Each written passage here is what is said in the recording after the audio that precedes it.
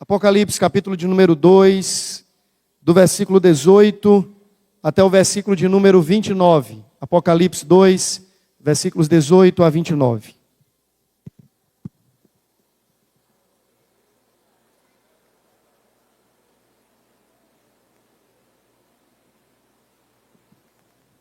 Esse é o quarto sermão da série Querida Igreja, Cartas de Cristo à sua noiva. E da mesma maneira como Deus falou conosco nas semanas anteriores, nós cremos que por sua graça, Ele haverá de falar conosco novamente nesse lugar e nessa noite. Vamos ler a palavra do Senhor, mesmo assentados, porém de forma reverente, diz assim o texto sagrado. Ao anjo da igreja em Tiatira escreve: estas coisas diz o Filho de Deus, que tem os olhos como chama de fogo e os pés semelhantes ao bronze polido. Conheço as tuas obras, o teu amor, a tua fé, o teu serviço, a tua perseverança e as tuas últimas obras mais numerosas do que as primeiras. Tenho, porém, contra ti o tolerares que essa mulher Jezabel, que a si mesma se declara profetisa, não somente ensine, mas ainda seduza os meus servos a praticarem a prostituição e a comerem coisas sacrificadas aos ídolos. Dei-lhe tempo para que se arrependesse. Ela, todavia, não quer arrepender-se da sua prostituição. Eis que apróximo de cama, bem como em grande tribulação, os que com ela adulteram, caso não se arrependam das obras que ela incita. Matarei os seus filhos, e todas as igrejas conhecerão que eu sou aquele que sonda mentes e corações, e vos darei a cada um segundo as suas obras.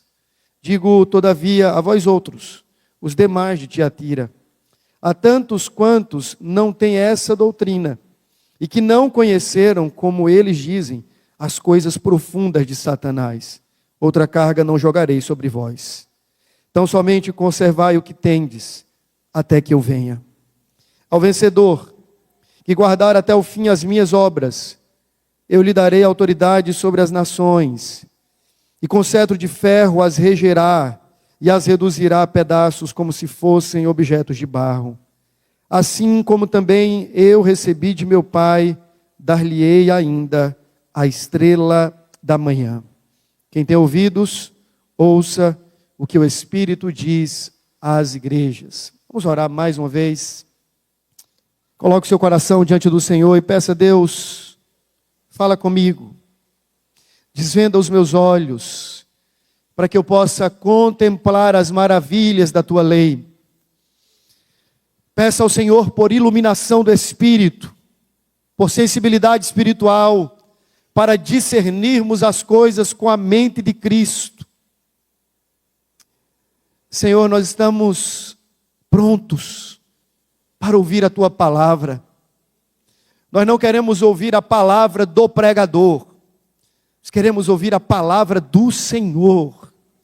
E nós pedimos em nome de Jesus, abra os nossos olhos, chame a nossa atenção para ti, nos dê unção do Espírito, poder do alto, para que falemos não da parte de homens, mas da parte do Senhor ao coração dos homens.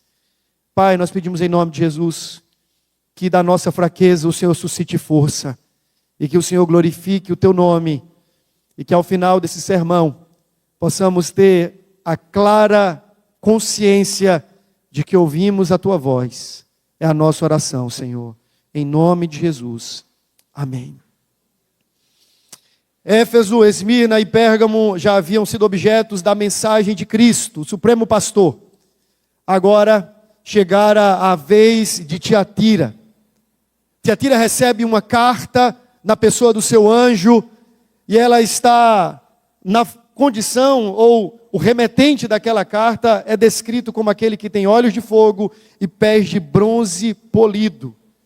E ele agora está com a sua sonda apontada na direção daquela igreja. Se você perceber, todas as cartas começam com uma apresentação ou com uma revelação de Cristo, o supremo pastor, o noivo da igreja, e logo na sequência um descritivo do conhecimento pleno de Jesus acerca de tudo o que acontece. Ele se mostra como aquele que tem uma sonda precisa, que é capaz de perscrutar todas as coisas no íntimo. E ele diz sempre, sempre assim: conheço as tuas obras. Eu já falei isso aqui, talvez no primeiro sermão, dizendo que a ideia de conhecimento revelado por Cristo não é um conhecimento superficial, não é algo que acontece porque alguém falara para ele acerca do assunto.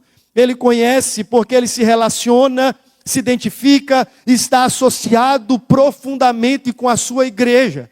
É um conhecimento de causa, até porque a Escritura nos ensina que ele é aquele que passeia no meio dos 7 candeeiros de ouro. Ele conhece porque ele está presente. Ele conhece porque ele se relaciona. Ele conhece porque ele é o Deus Todo-Poderoso e onisciente. E diante dos seus olhos não há nada que se oculte, nada que se furte. Ele é aquele que tem plena ciência e pleno saber diante de todas as coisas que estão debaixo desse universo criado. Ele é o Senhor que tem olhos como chamas de fogo. Ele vê, ele enxerga, ele sonda todas as coisas. Isso é desconfortante, ao passo que também é acalentador.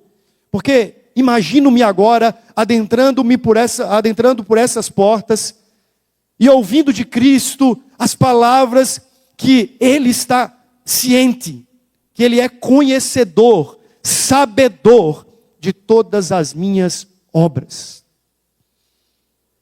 Isso não deixa você minimamente desconfortável? Sabendo que Ele sabe o que passa na sua mente, no seu coração, na sua intimidade familiar, no seu ambiente mais recluso do trabalho, de que ninguém há que possa se esconder das suas vistas. Isso é minimamente desconfortante. É como se estivéssemos desnudos e despidos diante da sua presença, e Ele está passando o seu olhar e dizendo: eu conheço, eu sei, eu enxergo todas as coisas.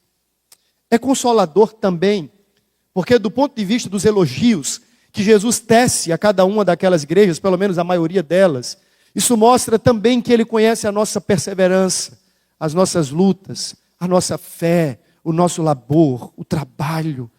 Ele conhece o nosso serviço, Ele conhece o nosso apego pela verdade, Ele conhece as nossas virtudes e pondera sobre elas muito bem. Mas confesso que me sinto muito mais desconfortável do que consolado em saber que esse Cristo, diante de quem nós estamos, conhece-me por inteiro. Eu posso invernizar-me por completo, pintar o meu rosto, o meu corpo e tentar camuflar uma espiritualidade falsa. Mas eu sei que diante da presença dEle, tudo isso cai. Todas as roupas bonitas da superficialidade, toda a religiosidade, toda máscara vem ao chão diante do olhar penetrante do Cristo, que tem olhos como chamas de fogo. Eu falo isso para que você também fique desconcertado. Os puritanos tinham um ditado de que a vida acontece corandel. A vida acontece diante da face de Deus. Isso é completamente desconfortante, porque os meus pecados, até aqueles que eu pratico, e eu faço distante das vistas de todos, eu os pratico diante dos olhos de Deus. Os meus desacertos, os meus desencontros, tudo que eu sou, tudo que eu faço, eu sou e faço diante da presença de Cristo. Isso deveria nos constranger, mas é um santo constrangimento em saber que não estamos cobertos. Pelo contrário, estamos todos descobertos diante do olhar do Salvador. Isso me lembra também o livro dos Salmos, o Salmo 139, quando de forma mais poética, o salmista levanta algumas perguntas retóricas, dizendo assim: para onde fugirei do teu espírito? Para onde me ausentarei da tua face? Onde eu posso me esconder, de modo a estar oculto e seguramente oculto do teu olhar? E ele responde aquilo que é mais óbvio, dizendo: se eu subir até o mais alto monte, ali tu estarás, e o teu olhar e a tua presença me encontrarão. Se eu fizer a minha cama no mais profundo abismo, ainda lá o Senhor me perceberá e me conceberá diante dos seus olhos. Se eu tomar as asas da alvorada e me destinar aos confins dos mares, ainda lá me haverá de guiar a tua mão, de modo que eu não tenho como fugir. E ele então exclama: para onde? Para onde, Senhor? E a resposta é: para lugar nenhum. Eu estou lendo com as crianças o livro de Jonas. E o livro de Jonas começa com esse descritivo claro de que ninguém há que possa se ocultar das vistas de Deus. Você lembra que Jonas tenta fugir e o texto é claro dizendo que ele foi para longe, o mais longe possível. Eu só consigo conceber aquela história como um homem chegando no porto da cidade, perguntando assim: qual é a primeira embarcação que está saindo? E alguém gritou dizendo: navio para Tarsis, navio para Tarsis. Ele entra naquele navio desesperadamente, e não bastasse entrar naquele barco, diz que ele vai para o porão. Parece que ele quer fugir por mais longe, esconder-se no lugar mais sombrio e escuro, a fim de que, quem sabe, Deus não o percebesse na sua rota de fuga. Tola foi a sua intenção de subestimar Deus e de desviar-se do seu olhar. Deus foi ao encontro de Jonas, e aquele homem foi perseguido pela presença de Deus, e Deus o achou, Deus o encontrou. O mesmo aconteceu com Adão, quando estava ainda no jardim, e tendo pecado contra o Senhor, tenta se esconder, e ele faz roupas, e ele vai para um tipo de moita, e ele diz: vou ficar aqui, quem sabe Deus não me perceberá. O resultado você sabe. Deus aparece no jardim na viração do dia e exclama: Adão, onde estás? Deus o encontra, Deus o descobre, porque Ele é aquele que conhece as nossas obras. Nós precisamos entender isso. Estamos diante de um Deus que nos vê por inteiro e que sabe quem somos, quem realmente somos. Tiatira não passou desapercebida.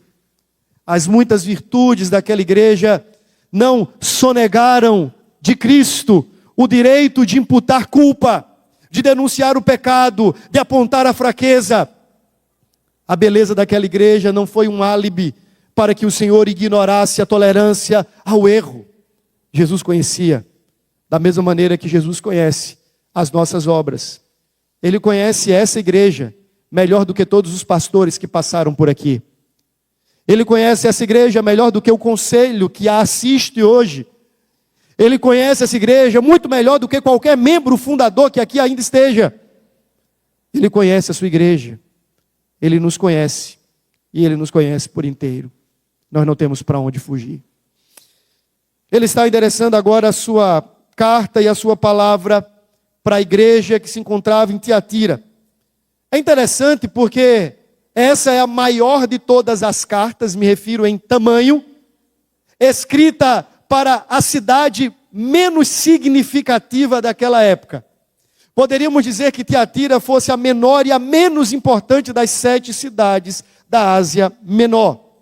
Essa cidade não era uma sede do poder político, nem do poder religioso, muito menos cultural, como acontecia com Éfeso e com Pérgamo. Nós falamos sobre Pérgamo na semana passada. Onde estava então a grandeza de Tiatira? Estudiosos vão dizer que aquela cidade era grande, em decorrência da sua posição estratégica no mapa. A cidade ficava entre a Lídia e a Mísia, atual região da Turquia, que naquela época era considerada um vale fértil, no qual passavam as mais diferentes rotas comerciais. Na verdade, Tiatira ficou conhecida por conta da sua comercialidade. Era uma cidade economicamente próspera, um centro comercial importante naquela época. Havia em Tiatira uma indústria têxtil pujante. E aquela cidade também era conhecida por algo que chamava-se guildas, ou os grêmios daquela cidade. Os grêmios seriam um tipo de sindicato. Eu sei que isso é um tipo de anacronismo, porque falar em sindicato naquela época seria um erro etimológico. Os sindicatos eles surgem um pouco mais à frente, muito mais à frente, século XII ali, naquele contexto do feudalismo. Mas o ponto em questão aqui é que haviam alguns pequenos grupos de comerciários e comerciantes que se reuniam, e cada guilda daquela, cada grêmio daquele tinha um tipo de padroeiro. Então, olha, esse aqui, vamos trazer para a nossa realidade, essa aqui é a guilda de São Zezinho, essa aqui é a guilda de São Pedro, essa aqui é a guilda de São Andreu, essa é a guilda de não sei quem, essa é a guilda... E aí aquelas associações eram meio que benzidas e abençoadas por aquelas divindades pagãs. De modo que ser um comerciante na região de Tiatira é uma dificuldade. Afinal de contas, ou você estava sozinho contra aquele mar comercial que era misturado com uma amálgama de idolatria, ou então você tinha que se envolver idolatricamente com uma daquelas associações, a fim de ter algum benefício de ordem industrial e comercial, só que aí você teria que negociar a sua fé. Imagine-se agora como um crente empresário naquela cidade. Você tinha a opção de manter-se ileso da idolatria e de toda imoralidade que jazia naquele contexto, ou então você se associava dizendo assim, todo mundo faz isso. Essa é a única maneira de eu prosperar, de obter sucesso, de obter lucro. Então, amenizava-se os valores da fé, associava-se com uma guilda, com um grêmio daquela cidade, e no final das contas, voltava-se para a igreja no domingo, cantava-se louvores a Deus, dizia, está tudo certo, aquele é o meu trabalho, essa é a minha fé. Deixa eu abrir os seus olhos para uma realidade. Com a mudança daquele movimento da modernidade para a pós-modernidade, na época, Franz Schaeffer, ele fazia uma denúncia muito interessante. Ele disse o seguinte, durante muito tempo, muitos anos, por que não dizer séculos, os apontamentos do mundo, da ciência, da mente maquinante do mal contra a igreja, era sempre sobre aqueles pontos fundamentais da fé, o que chamamos de postulados, as grandes crenças, dizendo assim, olha, Jesus ressuscitou ou não ressuscitou? A discussão era sobre a ressurreição. Jesus é perfeitamente Deus e perfeitamente homem, aquela dupla natureza do Redentor, isso era pauta de discussão, mas eram pontos da fé, pontos. Isso aqui é verdadeiro ou não é? Schaeffer vai dizer que com o advento da pós-modernidade, mudou-se o centro de ataque. O mundo e a sociedade sem Deus não está mais preocupado em fazer ataques aos dogmatismos que a igreja abraçou ao longo de todos os seus anos. Agora, há um tipo de convenção social de que você pode abrir a sua gavetinha da fé aos domingos, você pode se professar cristão, você pode carregar os seus dogmas e crenças, desde que isso fique no seu ambiente privado. Nós não queremos você interferindo na educação, política, na ciência, nas artes. A sua fé é a sua fé no seu ambiente privado. Logo, o que eles estão atacando agora não é mais um ponto ou outro da fé. É a própria significância da fé. Por que a fé importa? Quais as interferências da fé neste mundo? A ideia deles é que você pode então ter a sua fé, até porque a pós-modernidade ela não é antirreligiosa. Pelo contrário, o movimento pós-moderno é extremamente espiritualista. Acredita-se em tudo, abraça-se tudo, crê-se em tudo, desde que a sua fé seja só a sua fé. Desde que a sua crença não sobrepuja a minha. Desde que os seus postulados não sejam tirados de dentro do ambiente do seu gueto espiritual e trazido para o seu ambiente público. Desde que isso não aconteça, está tudo ok. Mantenha a gaveta da fé fechada de segunda a sábado, abra no domingo, faça uso dela, feche de novo e está tudo certo com isso. Mas na verdade não está. Porque do ponto de vista teológico, a fé cristã, ela é essencialmente uma fé pública. A nossa fé precisa ter interferência e intervenção em absolutamente tudo que nós fazemos. O cristão precisa reclamar o senhorio de Cristo, onde ele coloca o pé, onde ele coloca a mão, nas suas faculdades mentais, seja como for, seja onde for, o cristão precisa ser professamente uma testemunha de Cristo. Mas ainda hoje, você tem uma alma católica, e eu não me refiro especificamente à religião, mas ao pensamento. E qual é a alma católica que está estabelecida no coração dos evangélicos? E que isso aqui se torna uma grande missa. Na segunda, pastor, veja, na segunda não, aquilo é o meu trabalho. No meu trabalho, o senhor sabe, eu preciso respeitar os trâmites legais, funcionais e habituais, convencionados no sindicato dos trabalhadores. O senhor sabe que ali, pastor, é o meu trabalho. E naquele lugar, eu não posso, obviamente, fazer defesa da minha fé. Afinal de contas, seria proselitismo e eu não quero ser um prosélito ou um proselitista. Aquele é o meu trabalho. Tem uma escritora chamada Nancy Pierce. Ela escreveu uma obra chamada Verdade Absoluta. E ela fala de algo muito interessante, uma jovem que era muito piedosa, cristã, fiel e temente a Deus, e que na segunda-feira saía de casa e ia trabalhar legitimamente numa clínica de aborto. E quando questionada, ela disse assim: não, pastor, mas veja, eu continuo sendo crente, eu sou contra o aborto, mas aquele é só o meu trabalho. E essa mentalidade, ela se esparrama na pós-modernidade, e cada vez mais você é tentado e persuadido a ter uma fé privada. E a gente começa a acreditar nisso, como se fosse possível abraçar uma fé cristã maneta, onde ela só funciona para um lado da nossa vida e para outro não. Quando a gente olha para o sistema de crenças que o Senhor dá a Israel, você percebe que aquilo penetra toda a sociedade. As leis civis estabelecidas para Israel como nação estão profundamente emaranhadas com as crenças daquele povo, e não há como separar o que eu creio do que eu faço. Mas essa era a tentação que persuadia os crentes de Tiatira. Gente, no domingo, amor, fé, trabalho, serviço, dedicação, santificação. Na segunda-feira, negociação das minhas crenças, afinal de contas, isso é só o meu trabalho. Cuidado, porque de forma sorrateira, alguns daqueles cristãos estavam dando ouvidos à falácia de que era somente o trabalho. Era somente uma convenção necessária, sabe, pastor? Veja, é necessário que eu esteja convencionado com a guilda da esquina, com o sindicato maléfico e idólatra do outro lado da rua, para que eu tenha os meus benefícios garantidos. É só uma convenção social, política e de interesses comerciários, pastor, mas fica tranquilo, nossa fé em Deus, firme. Como? Nós precisamos aprender que o chamado de Cristo para a sua igreja nunca foi e nunca é para tão somente a privacidade. Ele deseja que a nossa fé toque tudo que nós fazemos nesse universo criado. As nossas produções culturais, nossas intervenções sociais, nossas habilidades comerciais, nossos negócios e os negócios que nós deixamos de fazer, tudo isso precisa ser modelado pela fé que nós abraçamos.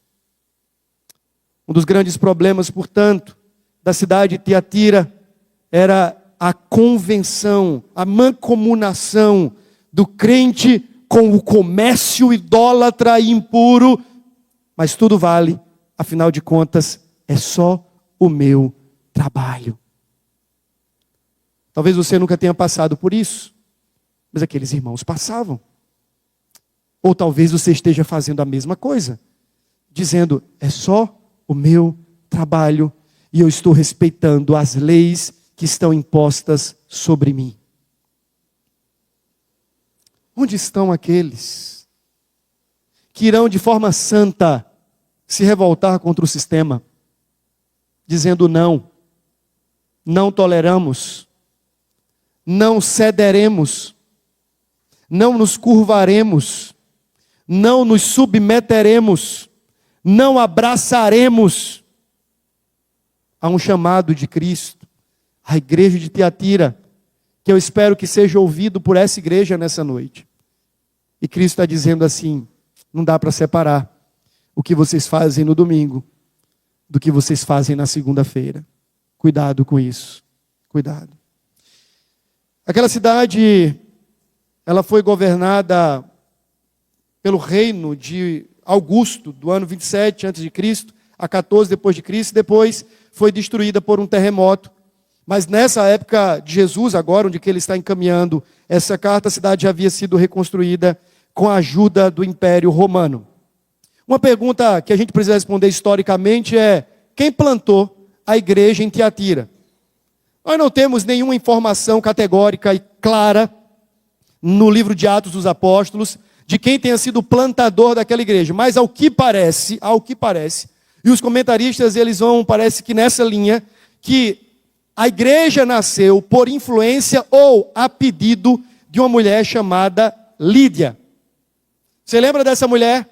Estava reunida na beira do rio, tinha algumas mulheres. De repente, Paulo chega na cidade e diz assim, olha, tem uma sinagoga aqui? Disseram, não tem sinagoga nenhuma. Mas tem um grupo de mulheres tementes a Deus, que se reúnem para orar na beira do rio. Diz o texto sagrado que Paulo vai ao encontro daquelas mulheres e ele prega o evangelho. E aí há uma declaração que todo presbiteriano ama, que diz que tendo Paulo pregado o evangelho, Deus abriu o coração de Lídia para ela crer. Deus escancarou o coração daquela mulher que era vendedora de púrpura, e então ela se converte, chama Paulo e os demais que com ele estavam naquela comitiva apostólica, diz agora vem para a minha casa, eu quero que a igreja se hospede na minha casa. E uma igreja nasce na casa de Lídia, mas ela não estava em Tiatira, ela residia em Éfeso. Ao que parece então, que pela influência, pela conversão, e quem sabe até por um pedido de Lídia, houve esforço cristão para que uma igreja nascesse na cidade de Tiatira. Seja lá como for, nós entendemos que Deus, por sua providência, quis que o evangelho prosperasse também naquele lugar. Volte os seus olhos ao texto, por gentileza. Eu quero explicar algumas expressões que elas são importantes para entendermos o todo. Da mesma maneira como Jesus se revela a cada uma das suas igrejas, e a revelação de Jesus tem uma conotação direta com a necessidade peculiar daquele grupo. Veja, ele se revela para João de forma glorificada, e para cada uma daquelas igrejas, ele apresenta-se com um descritivo peculiar. Ele escolhe uma das suas representações gloriosas e se revela para aquela igreja como tal. Aqui, ele diz assim, estas coisas diz o Filho de Deus, que tem olhos como chama de fogo e os pés semelhantes ao bronze polido. Um detalhe importante. Em todo o Novo Testamento, essa é a primeira e única vez que Jesus diz de si ser Filho de Deus. Com essa expressão, do jeitinho que está aqui. O Filho de Deus. Essa é uma expressão que evoca certamente a autoridade de Cristo. E contrasta também a realidade dos filhos de Jezabel, que são mencionados um pouco mais adiante. Há um comentarista bíblico que diz o seguinte: a expressão Filho de Deus pode significar que Jesus se dirige aos judeus de Tiatira, que rejeitavam a sua divindade. Ainda que a carta não forneça nenhuma indicação de uma presença judaica nessa cidade, nós não podemos descartar a influência dos mesmos. A expressão é também relevante para a sociedade pagã daqueles dias. Porque naquela época, considerava-se que César e Apoio igualmente eram filhos dos deuses. Jesus, porém, se revela dizendo assim, eu sou o único Filho de Deus, que está acima dos filhos dos homens, que está acima das falsas deidades e divindades deste mundo. Ele é o unigênito, o legítimo Filho de Deus. Essa descrição é importante porque no final, quando ele faz a promessa ao vencedor, ele correlaciona a promessa com o Salmo 2. Aquele salmo messiânico, quando o Filho recebe por herança as nações, e ele agora vai reger com cetro de ferro sobre todos os homens, ao Filho, o Messias, diante de quem todos deveriam se curvar e beijar os pés. É isso que o salmista diz no Salmo 2. Essa declaração é como se ele estivesse dizendo assim, olha, eu sou o herdeiro legítimo de todos os tronos desta terra. Eu sou o filho legítimo de Deus, diante de quem todos precisam bater continência. Eu sou o Filho eterno, gerado eternamente pelo Pai, e aqueles que desejarem permanecer diante da minha presença e não serem consumidos pelos meus olhos flamejantes, precisam beijar os meus pés. Cristo está evocando profunda autoridade para si mesmo quando ele declara ser o Filho de Deus, o único Filho de Deus, o herdeiro de todas as coisas, o Filho eterno, a quem o Pai deu a herança das nações. Depois ele usa duas metáforas, olhos como chamas de fogo e pés como de bronze polido, de latão reluzente. Essas duas expressões estão sintonizadas e tem a ver com essa capacidade de Jesus sondar e perscrutar todas as coisas, como eu falei no início do sermão, mas também com a sua capacidade de julgar todas as coisas. Jesus não é apenas aquele que se revela como conhecedor dos atos e fatos da sua igreja, mas ele se revela como aquele que tem o conhecimento pleno e, portanto, ele é justo juiz e que julgará todas as coisas e que nada ficará impune diante dos seus olhos, diante das suas vistas. Ele é o justo juiz que chamará a casa à ordem. Meu irmão, quando a gente olha para a bagunça nesse negócio chamado igreja, e está virando um negócio mesmo, eu fico olhando dizendo assim, Senhor, até quando? Mas quando eu olho para esse texto, isso me traz um grande consolo e uma esperança que vai chegar o dia em que Cristo chamará a casa à ordem. E as salas VIPs dos crentes vão acabar. E as almofadas para os ricos vão acabar. E toda aquela parafernália em nome de Deus vai acabar. Porque Ele é aquele que tem pés como latão reluzente. E Ele vai chamar a casa à ordem. Ele julgará todas as coisas porque Ele é o Filho de Deus. Que tem autoridade para isso. Porque o Pai lhe deu toda a autoridade nos céus e na terra. E ninguém há que possa escapar do seu implacável juízo como Filho eterno de Deus. Essa bagunça que estão fazendo em nome da igreja de Deus, escute isso, vai acabar. Cristo vai colocar todas as coisas debaixo dos seus pés. Cristo, o Senhor da igreja, vai pisar cada um dos seus inimigos. Os inimigos da cruz de Cristo serão pisados pelo Cristo vivo. Vivemos dias onde os absurdos são diários. Mas eu olho para esse texto e eu lembro, a igreja tem dono. Ela é do Filho de Deus. Ele a edificou. Ele disse, eu edificarei a minha igreja. Ela lhe pertence, ele tem possessão legítima da igreja, porque ele é o herdeiro de todas as coisas. Vai chegar o dia que então ele vai chamar o feito à ordem e vai julgar todos aqueles que profanam a igreja, que profanam o seu nome. Oxalá esse dia chegue, que seja o quão breve possível. Os escândalos, os escárnios, em nome de uma igreja que está vituperada, envergonhada de um lado de cá, a gente diz assim, Cristo virá. E os seus pés são como latão reluzente, de bronze polido. Ele irá como herdeiro de todas as coisas, e como aquele que detém toda a autoridade, julgar tudo que há debaixo dos céus. Cristo então passa a elogiar aquela igreja. E veja, meu irmão, agora, esse elogio de Cristo não é um elogio demagogo.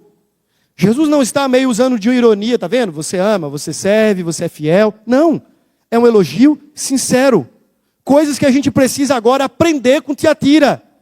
Ele está colocando aquilo em alta, ele está chamando para a vitrine e para a prateleira de cima as coisas boas e as virtudes que aquela igreja abraçara, dizendo assim, olha, isso aqui tem a minha validação, tem a minha aprovação, é bom, continuem fazendo, prossigam nesse caminho. Às vezes quando a gente olha para os elogios de Cristo a cada uma das igrejas, a gente acaba desprezando-os, como se Jesus estivesse sendo irônico, dizendo, eu sei, você é bonzinho, mas estou vendo lá do lado de lá. Na verdade, ele está elogiando de fato. Ele diz que aquela igreja tinha amor, fé, serviço e perseverança. Diferente da igreja de Éfeso, que se desviara do amor, ele diz, não, eu sei que você é uma igreja que está tomada de paixão, de amor verdadeiro. Existe no coração daqueles crentes ali um afeto profundo por Deus e pelo próprio povo de Deus, o amor comunal. Aqueles irmãos ardiam de amor pelo Senhor e de amor uns pelos outros. Isso é algo que é reputado por Jesus como virtude. Ele diz que a fé daquela igreja fora mantida, mesmo diante das persuasões contrárias. Veja, é óbvio que ele está falando de um remanescente, de um grupo ao qual ele se dirige ao final dessa carta, dizendo a vocês outros aí, que não se deixaram embebedar pelo ensino herético dessa Jezabel, continuem firmes, mantenham essa fé, mesmo persuadidos a abandoná-la, continuem firmes. Havia um grupo fiel naquela igreja. Os crentes daquela igreja também eram servis, eram disponíveis para o trabalho. Fico imaginando, quando o pastor fazia uma convocação de voluntários, o povo todo chegava com a carteira de trabalho, dizendo, eu quero trabalhar, eu quero servir, eu quero estar junto nessa seara do Senhor, na trincheira de Jesus. Conta comigo, pastor. Igreja operosa, de serviço, de labor. Aquela igreja era uma igreja perseverante.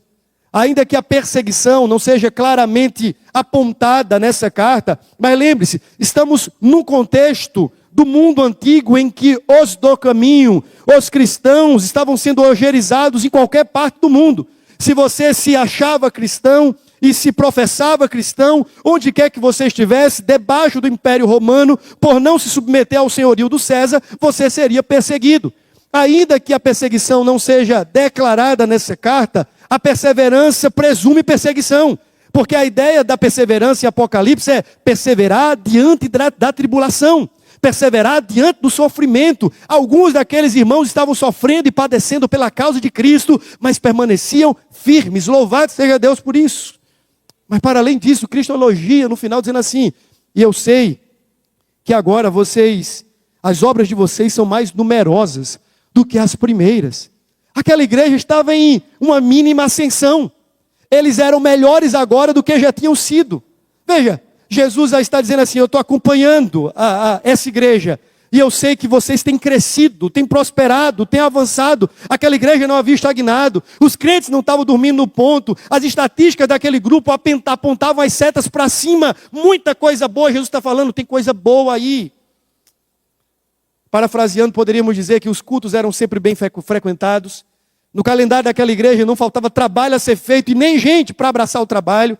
A comunhão era uma marca evidente, a fé era perseverante, tudo se mostrava favorável, até que num dado momento Jesus Cristo enxerga uma falha no servidor. Ele identifica algo que precisa de correção.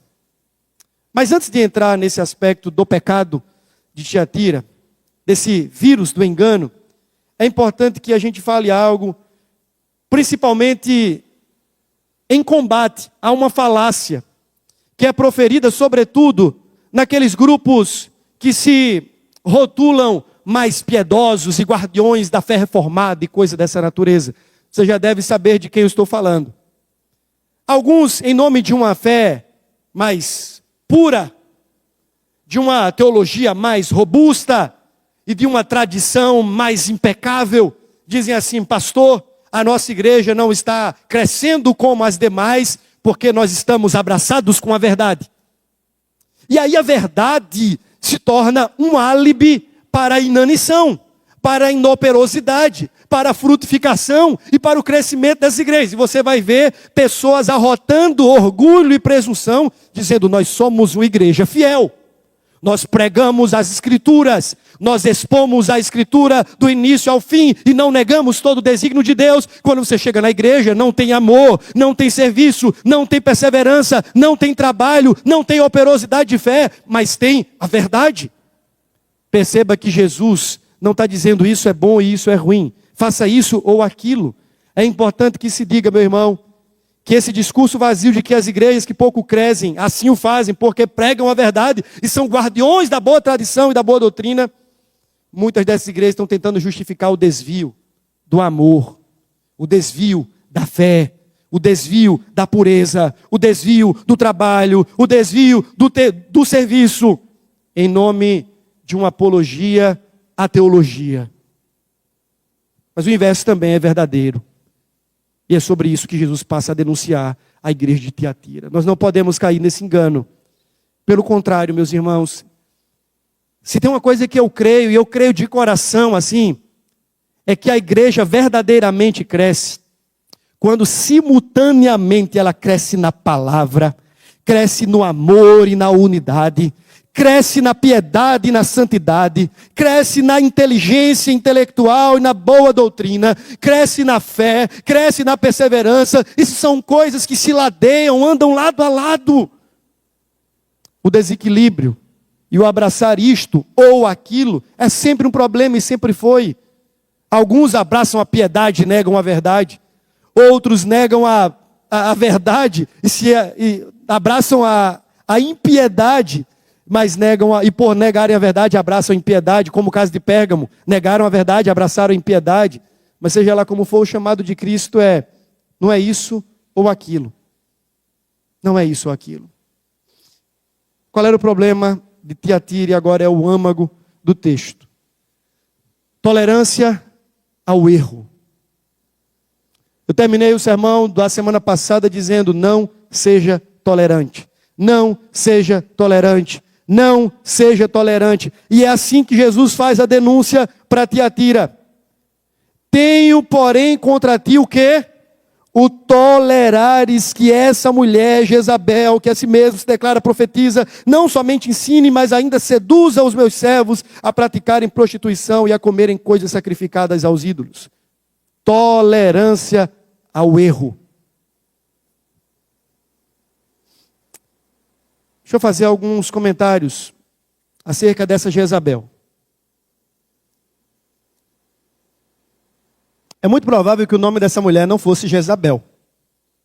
Do mesmo jeito que os Baalamitas é uma referência a Balaão, aqui é uma referência à ideia da maneira como Jezabel, aquela princesa fenícia, se portou no reinado de Acabe. Tem a ver muito mais com uma conduta, um espírito de Jezabel, do que necessariamente ao nome de uma pessoa chamada Jezabel. Isso é provavelmente um pseudônimo.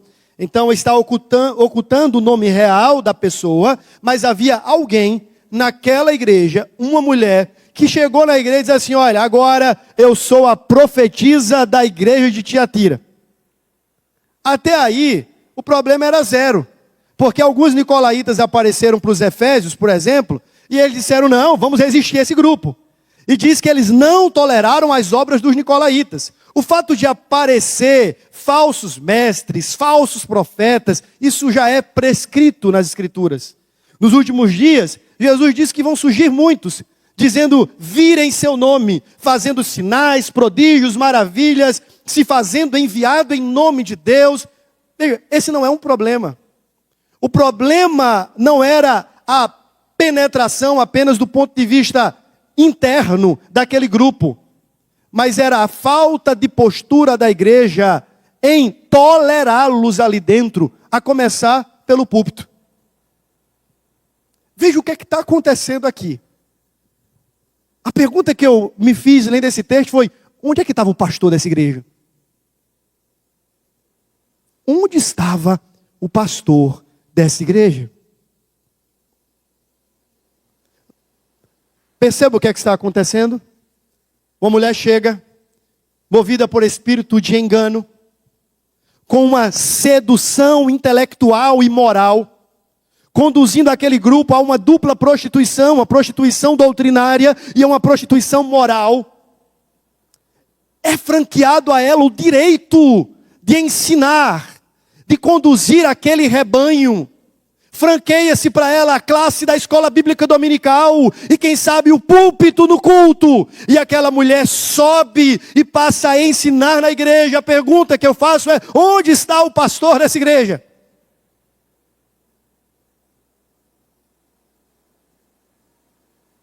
Jesus é tão enfático que ele diz assim: chegou uma mulher aí que ela tem a mesma postura de Jezabel, o mesmo espírito de Jezabel, de engano, de sedução, condutora de idolatria e prostituição. Ela está aí. Ela se autodenominou profetisa. Olhe para o texto.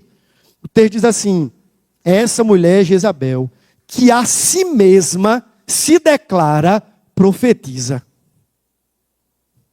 Como isso é contemporâneo, né? Em tempos em que o camarada se intitula pastor, apóstolo, pai apóstolo, sacerdote, Jesus Júnior, subcategoria do grupo celestial.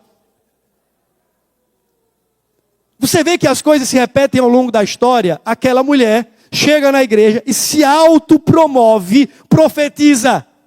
Como assim? Mas essa sempre é uma das marcas dos falsos mestres. Eles precisam se autopromover alguma coisa. Porque se Deus não os enviou, eles precisam mostrar que são enviados em nome de alguém. Então eles têm que ter... Eu não sei agora, porque tem a moda dos profetas da atualidade, eles têm que ter sempre um topetão.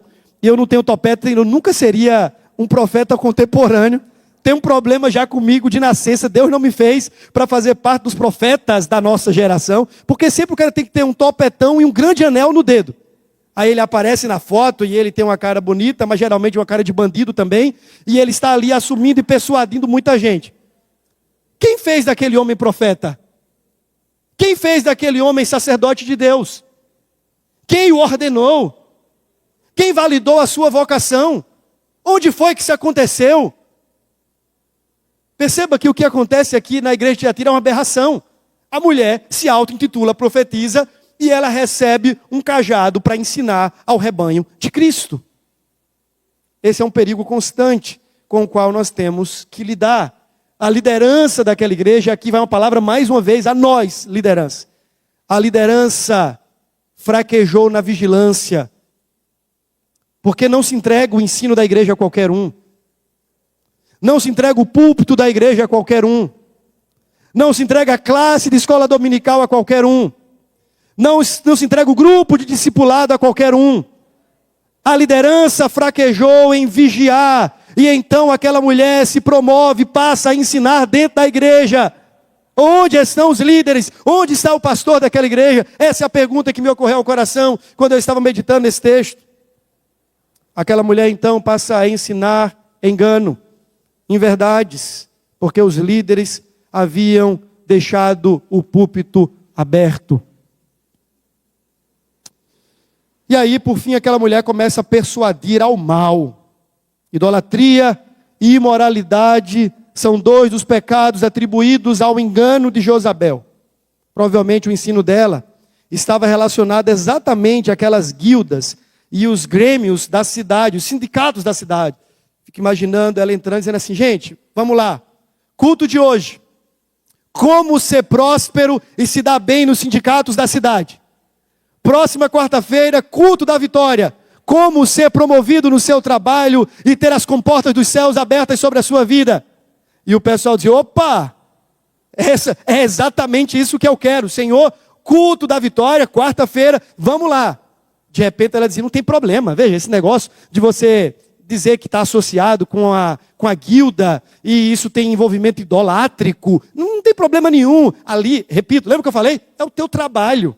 Aqui você pode seguir firme na fé, olhando para Jesus, é só o teu trabalho. Não te incomodas com isso, só segue adiante. É aquela ideia de uma fé desprovida de santidade, de verdade, de piedade. Basta só ser crente, não precisa ser piedoso. Alguns começaram a acreditar naquilo. Aí eu vejo Jesus no texto, na parte da denúncia agora a Jezabel, com uma paciência, que eu digo assim: Senhor Jesus, Tu és muito bom, a Tua misericórdia dura para sempre, de geração em geração, é a Tua fidelidade. Porque Ele vai dizer o seguinte: olha, eu dei tempo, eu dei-lhe tempo para que ela se arrependesse. Ela, todavia, não quer se arrepender da prostituição. Deixa eu abrir um outro parênteses aqui. Geralmente, os falsos mestres que estão emaranhados com o pecado, eles não se deixam ser persuadidos e repreendidos. Você vai ver a diferença entre o coração do crente e o coração do ímpio travestido de crente, quando ele é confrontado em seu pecado. O crente peca, mas quando ele é confrontado, isso me lembra Davi, homem segundo o coração de Deus que pecou, foi confrontado, disse assim, lembra de Natã, o profeta que diz assim: olha, tu és esse homem, você roubou a única ovelhinha. E ele então raspou a cabeça, lançou-se em pano de saco e em cinza, humilhou-se diante de Deus e suplicou pelo perdão. Geralmente, os religiosos que estão travestidos de espiritualidade, os falsos mestres, os falsos profetas, os falsos apóstolos e toda essa classe de arrogância espiritual, todos eles, quando confrontados em seus pecados, resistem. A impiedade não gosta de ser confrontada. Não gosta. Aquela mulher recebeu de Cristo a paciência, a longanimidade, dizer assim: eu vou dar tempo a você, para você reconhecer o erro, sair do erro e se arrepender do erro. O texto vai dizer que ela enfrentou esse convite ao arrependimento com o coração endurecido. Como é trágico, irmãos, quando alguém rejeita a única porta possível para o recomeço, que é a porta do arrependimento. Não tem outra. Não tem outra porta que permita ao homem recomeçar com Deus, senão a porta do arrependimento. Terrível é para aquele cujo coração está tão endurecido, enrijecido, que ele não consegue mais olhar para Cristo e quebrantar-se diante dele. Ele está tão cauterizado pelo pecado, tão seduzido pelo seu próprio erro, que ele não consegue baixar a guarda. E quando vem uma confrontação, uma denúncia, aquela pessoa está sempre armada. Ela precisa se defender e atacar os outros que ela diz estarem lhe atacando. Esse era o caso de Jezabel, aquela mulher que não se arrependeu. Qual foi a consequência disso? Jesus disse: eu vou vir contra você, vou lhe colocar de cama, vou lhe enfermar. Toda essa descrição, que ele fala de matar os filhos e tudo mais, entenda-se de forma simbólica ou simbológica. A ideia do texto é: eu virei e julgarei você. Eu retirarei você desse lugar de usurpação.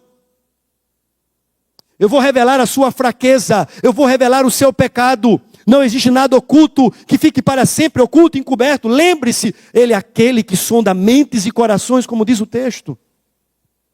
Ele expõe a vergonha de Jezabel.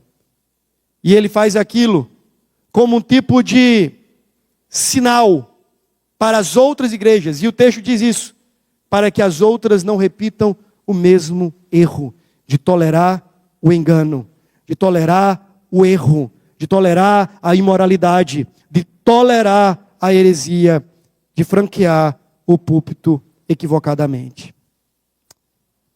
Ele encerra a carta, e eu estou caminhando para o fim.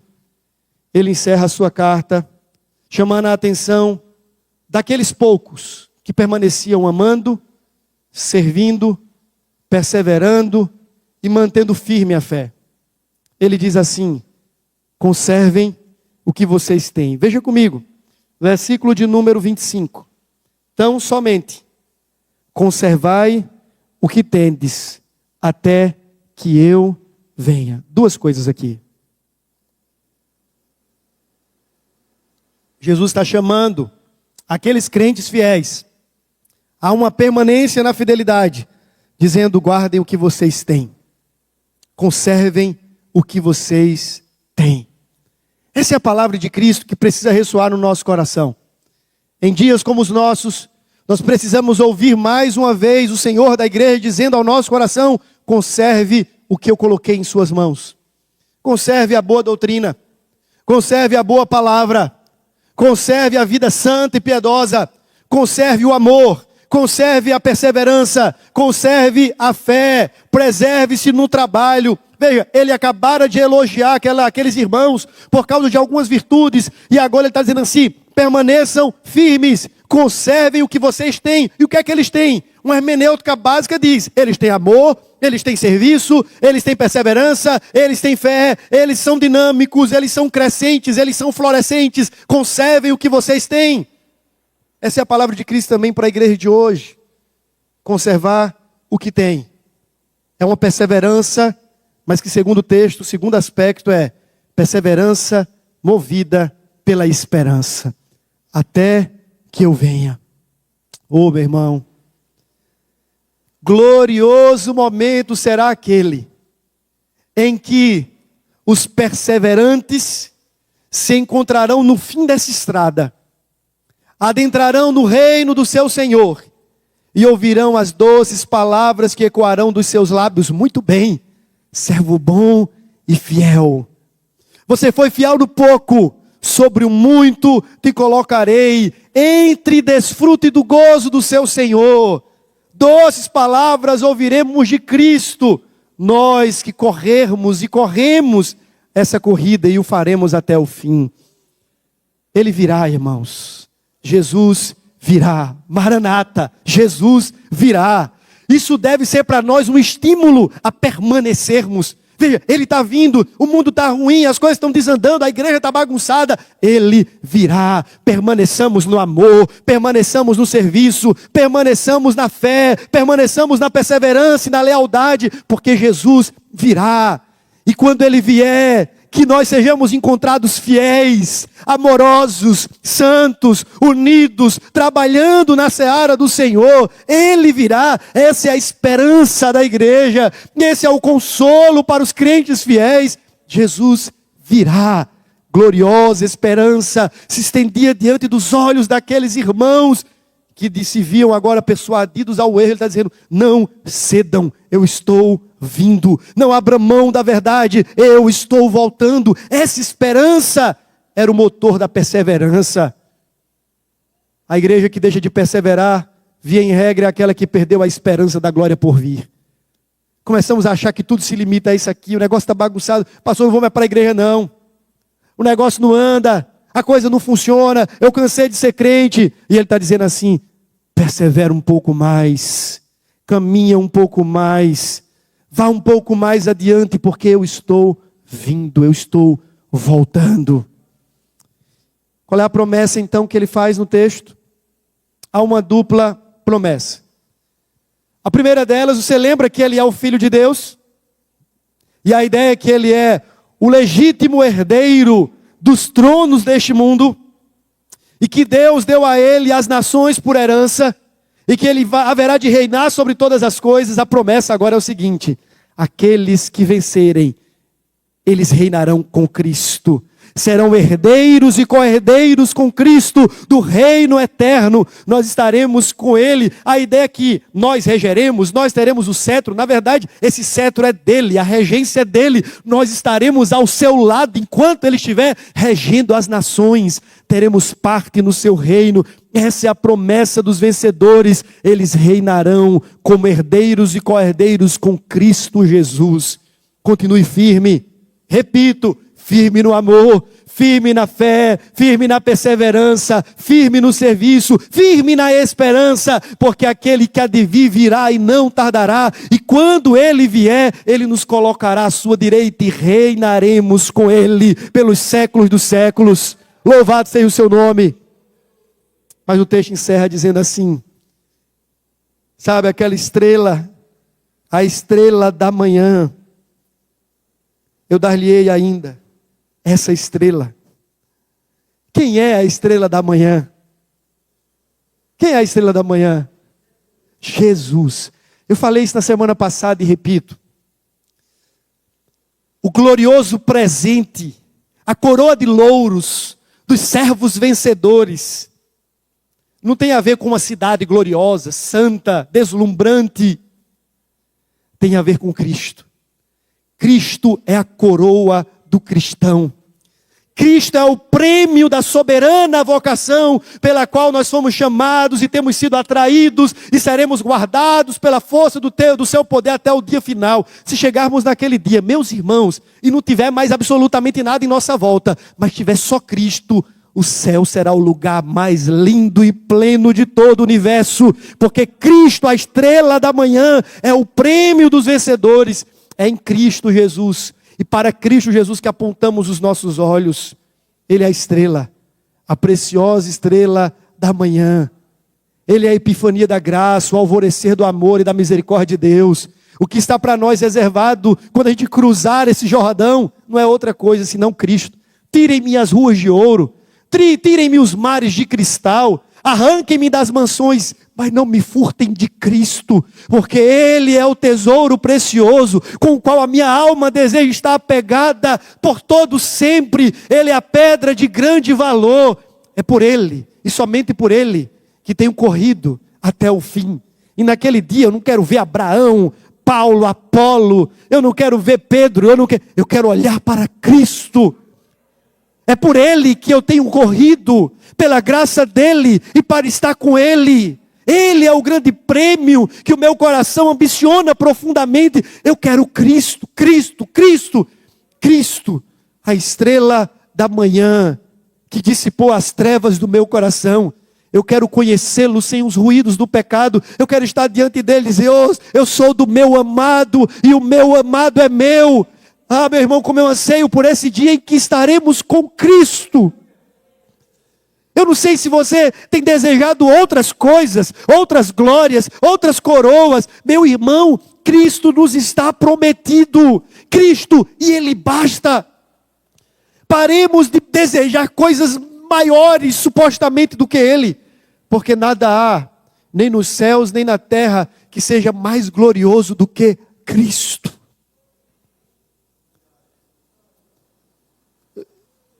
Quem dera fosse hoje esse dia, e que os céus fossem enrolados como um pergaminho, os alaridos das trombetas soassem, Cristo raiasse nas nuvens, e a sua igreja fiel fosse atraída até a sua presença, onde com Ele reinaria pelos séculos dos séculos. Cristo, somente Cristo. Meu irmão, eu quero encerrar esse sermão dizendo rapidamente algumas últimas verdades. A primeira delas é que a tolerância ao pecado é sempre perigosa e destrutiva, então cuidado.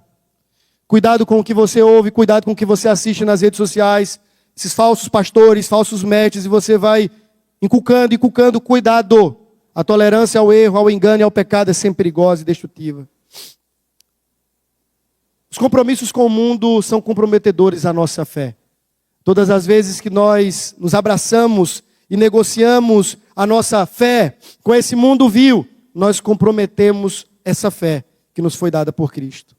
Cuidado também porque o pecado, o engano e a mentira, via em regra, se disfarça de espiritualidade. Satanás se disfarça até mesmo de anjo de luz. E vai chegar gente bonitinho aqui, dizendo assim, olha, eu sou o profeta, ouvi-me. Julgai os espíritos, como diz a palavra, discernir todas as coisas. O apóstolo Paulo estava saindo de Éfeso e dizia assim, eu sei que quando eu sair daqui virão alguns como lobos devoradores, querendo tragar todo esse rebanho. Eu sei disso. Não é diferente hoje. Cuidado. Às vezes o engano e o erro vem disfarçado e travestido de espiritualidade, de piedade. Uma outra verdade é que o juízo divino sobre o pecado é certo e justo. Aqueles que querem brincar com o erro, que darão tolerância ao engano e ao pecado, fiquem certos disso. O juízo de Deus virá. E ele virá sobre toda forma de desordem, pecado, impiedade, iniquidade. Esse juízo é justo e certo. Por fim, a fidelidade será recompensada com autoridade e com glória. Na Bíblia, e sobretudo nesses capítulos aqui das 7 cartas, sempre ao final fica-nos claro essa verdade. A fidelidade será recompensada. A fidelidade será recompensada. Nós precisamos do Senhor. E eu queria convidar os irmãos do grupo de música. Nós iremos então a uma canção. E essa canção é uma confissão. Dizendo, Senhor, nós precisamos de Ti. Da Tua graça fortalecedora. Que o Senhor nos ajude, nos sustente, nos mantenha, nos firme na verdade. Nesse momento, se você puder colocar-se de pé, nós vamos cantar ao Senhor. E vamos fazer dessa canção uma oração. Precisamos de Deus. Precisamos tornar para o Senhor.